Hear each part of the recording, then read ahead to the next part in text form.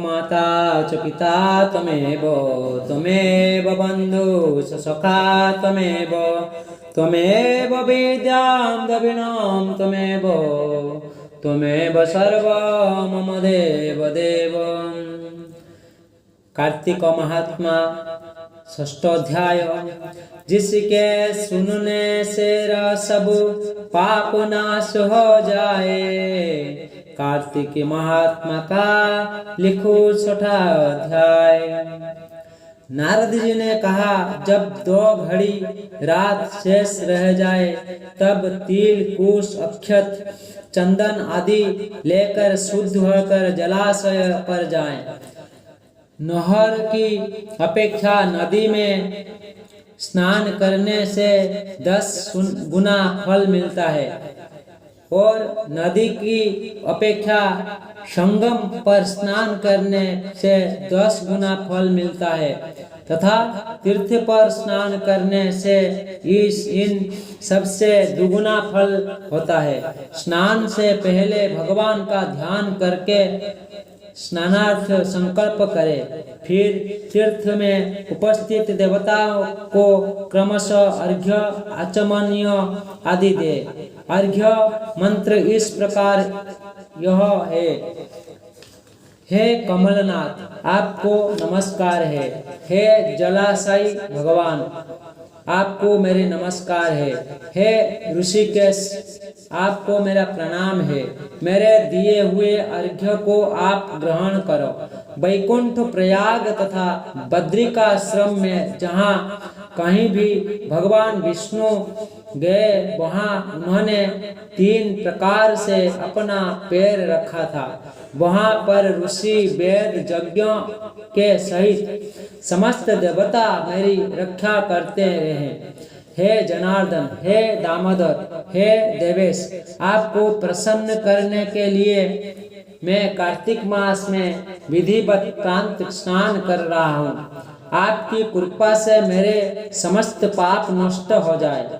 हे हरे, कार्तिक मास में व्रत तथा विधि पूर्वक स्नान करने वाला मैं अर्घ्य देता हूँ। आप राधिका सहित ग्रहण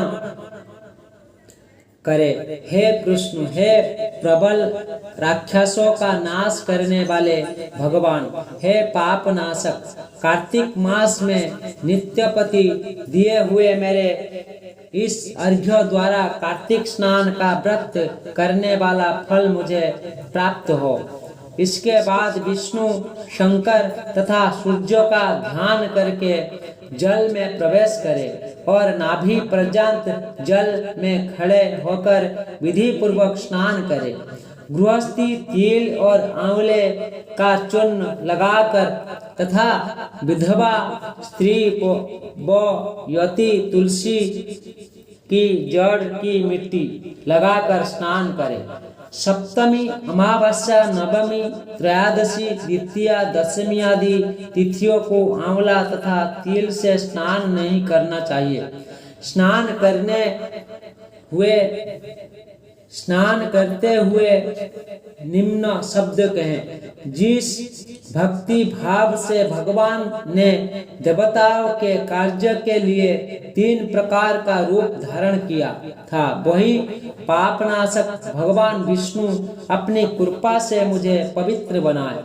विष्णु जी की आज्ञा से कार्तिक व्रत करने वालों की इंद्र आदि सारे देवता रक्षा करते हैं, अतः वह मुझको पवित्र करे।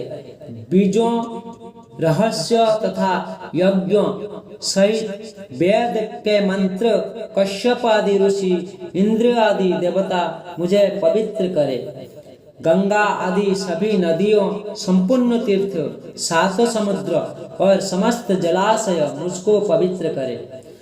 अदिति आदि सभी नारियां, यज्ञ, सिद्ध, सर्प और सब औषधिय व तीनों लोकों के पर्वत मुझे पवित्र करे। इन शब्द को कहकर स्नान करने के पश्चात व्रती हाथ में पवित्र धारण करके देवता, ऋषि, मनुष्य तथा पितरों का विधिवत तर्पण करते समय जितने भी तिल तर्पण में रहते हैं उतने वर्ष पर्यंत व्रती के पितृगण स्वर्ग में वास करते हैं। तत्पश्चात व्रत करने वाला जल से निकलकर शुद्ध वस्त्र पहने और प्रांत काल के सब कृत्यों से निवृत्त होकर पुनर्भगवान विष्णु का पूजन करे। समस्त तीर्थों के सारे देवताओं का स्मरण करके भक्ति पूर्वक चंदन, फूल और फलों सहित भगवान विष्णु को फिर अर्घ्य दे।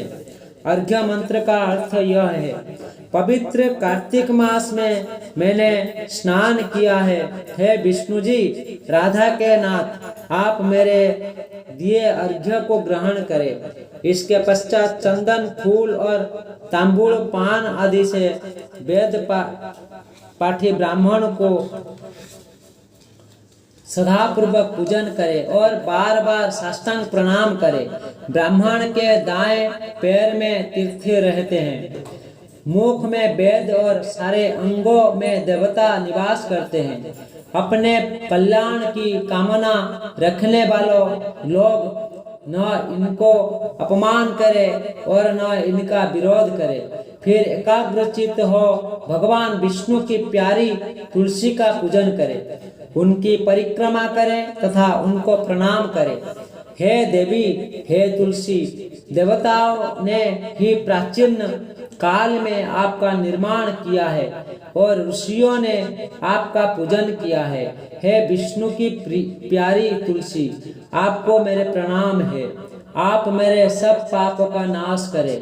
इसी प्रकार भक्ति पूर्वक जो लोग कार्तिक व्रत का अनुष्ठान करते हैं वह संसार से सुख को भोगते हुए अंत में मुक्ति को प्राप्त करते हैं।